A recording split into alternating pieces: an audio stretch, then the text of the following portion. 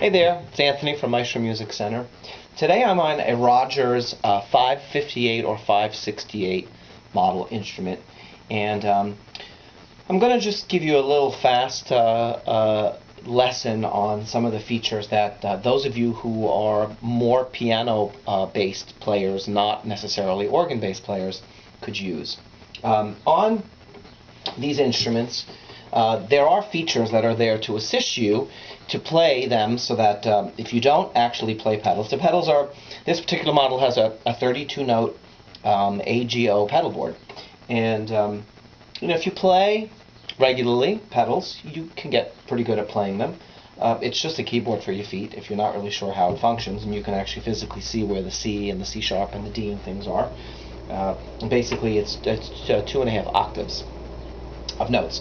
If you have a Roland a classic series model, a C330 or a C380, those models will have a 30-note pedal board, parallel, where the pedals are just like the keys, just straight to each other.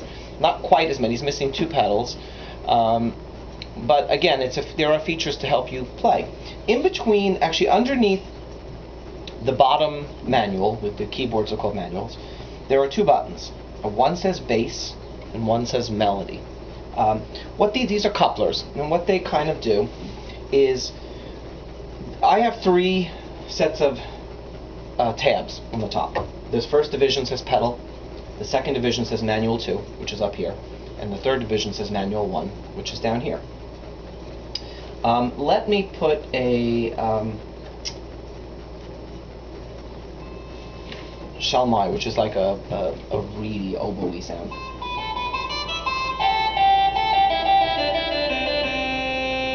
On top. On the bottom keyboard right now, a godot, okay? And I have in the pedal a 16-foot. Let me add an 8-foot and a 4-foot, okay? Here, keep building. I don't know how much the video picks up of that. If you press the melody button, MEL it says, what that will do, it will take the sound that's playing on manual 2 and it will keep it playing in your top note. So in this case, I played C. So when I touch that note, you're getting the sound that's turned on for the bottom manual plus the sound that's turned on for the top. Any note I play lower than that sound, you don't hear any of that reed, okay? You only are hearing the reed on the top note.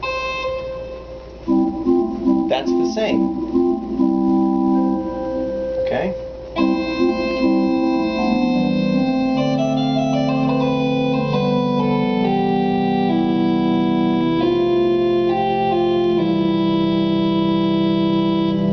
If I would like it to play the pedal, my bottom note,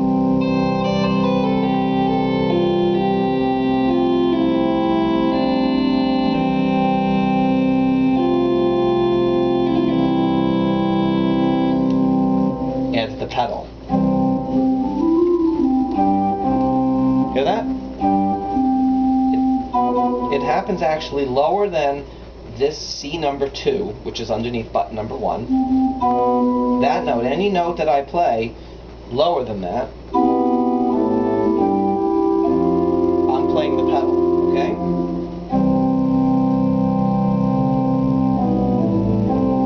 So you can hear the pedal line happening. So if you don't know how to play the pedals, and you play chords, so that you're at least past C, you'll have that nice grounding quality, which, if you don't have it, is lacking when you don't play pedal. And it's not that pedal is required in every single piece that you do. As a matter of fact, there are times when it's not appropriate to use a pedal sound, but sometimes it is. And organists, piano players, you have sometimes a benefit. Some people will only play right hand on the upper manual, left hand on the lower manual. which is sometimes how they were taught. And on a home-based product, we may do that regularly, but on a classical or church organ, you will play two hands on one manual. That is a legitimate way of playing. So see, without the bass, it's a light sound.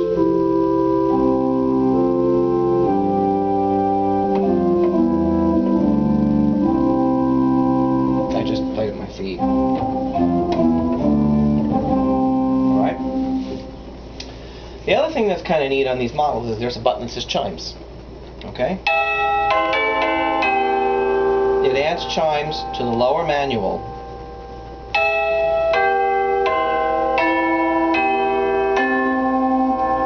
which will blend with whatever's there.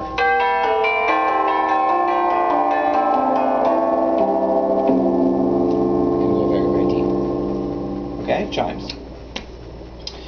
The other thing that we have on these instruments is the couplers that exist on the keyboard. And you'll see on some of the manuals, like here, pedal, I can combine the sound from manual 1 down to the pedal, or the sound from manual 2 down to the pedal. These are what the couplers do. Okay, they also lit up in between the manuals here.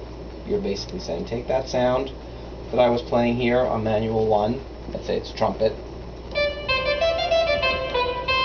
there it is on the pedal, okay? Now it's a mixture.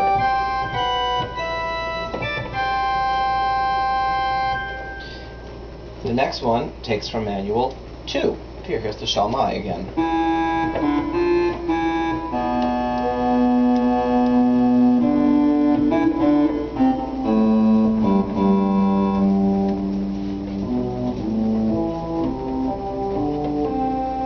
Okay?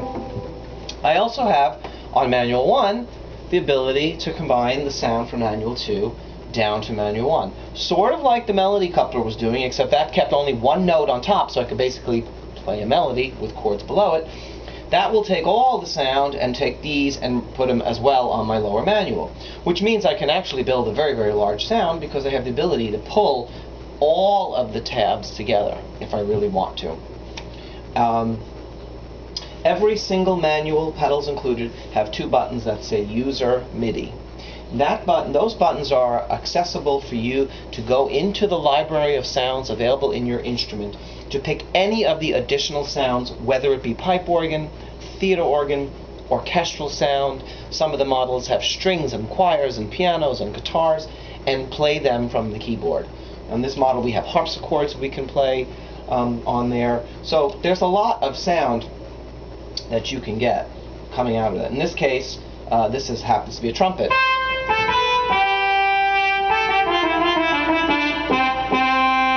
An orchestral trumpet. Here, it's an oboe.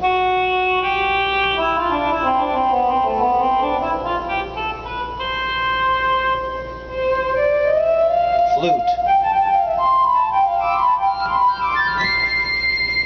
Clarinet.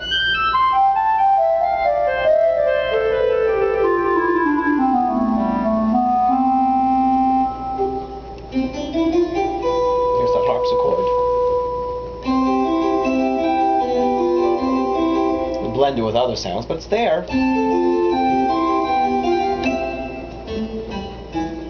Okay, so there's a lot of options that you can get on these instruments.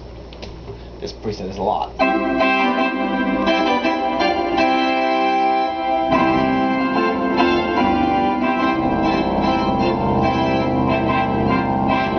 Okay? The use of these presets that are in the front, the very first row, more to the left, are called your general presets.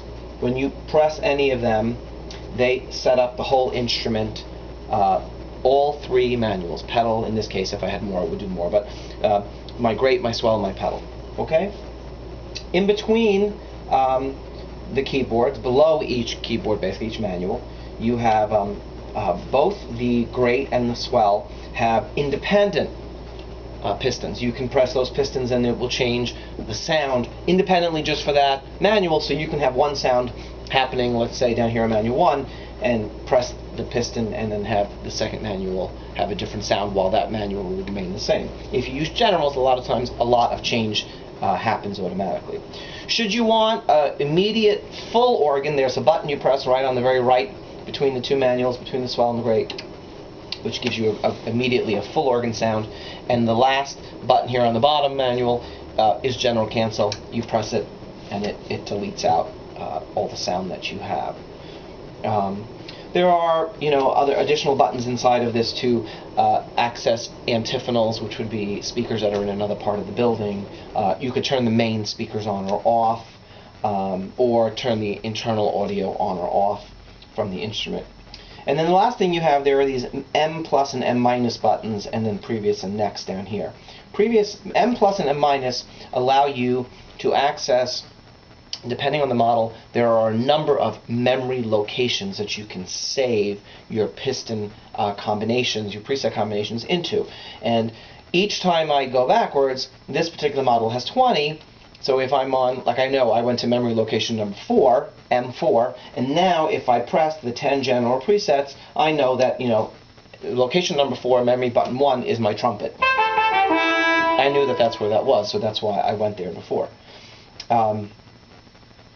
If I'm using a particular preset and I want to go now to the next one, I can use the next and previous to go through the memory location 4 through the 10 general presets that are available, or go backwards through those. So if I made my own presets, I could work backwards and forwards through them. If I want to go to a new memory location, instead of previous next, I go to the M plus and M minus buttons to do that. And that's why they're located fairly accessibly, that you can quickly get between them. All right. The last thing I'm going to talk about quickly is voice palette.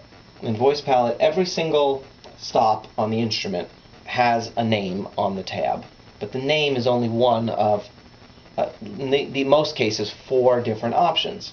American Eclectic is what's printed on the instrument. There's also English Cathedral voicing. There is French Romantic voicing, a lot of strings and celestes and things. And there is German Baroque, one more. So if you're looking for a very particular sound, and the sound that you select is not necessarily what you wanted, for example, I'll pick this Viola Celeste number 2 on manual 2. And the button came on solid, and it tells me on my window I'm in voice palette 0.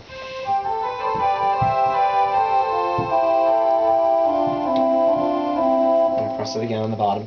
I'm going to turn my menu, change it to voice palette 1, a flute, and a different sound.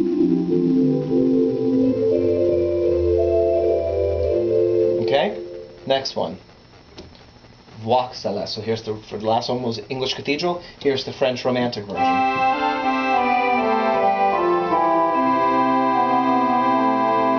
Beautiful. Okay, and the last one, our German.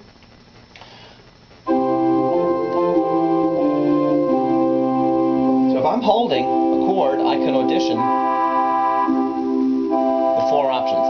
Let's say I love this particular one. This is the English version. All I do to lock it in and change a button is I press on the bottom, and then if you saw that, the tab flashed.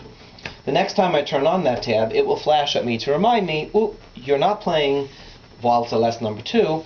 Look to my window, Flute Celeste. Okay, number 2, I believe, over there as well. So you can do that. If you want to, if you've done a lot of changes and you want to set them all back, you can just press and hold your memory cancel button in, and it will default back to the way all these buttons were pre-assigned before you started playing around with them. So you could play and experiment and then correct it out, without saving anything or changing anything permanently in the instrument. But very, very flexible, really, really great instrument. And if you'd like a Roland classic or a Rodgers instrument, come and see us down here at Maestro Music Centers in Levittown, Long Island. Okay? Our number here is 516-644-2910. Thank you.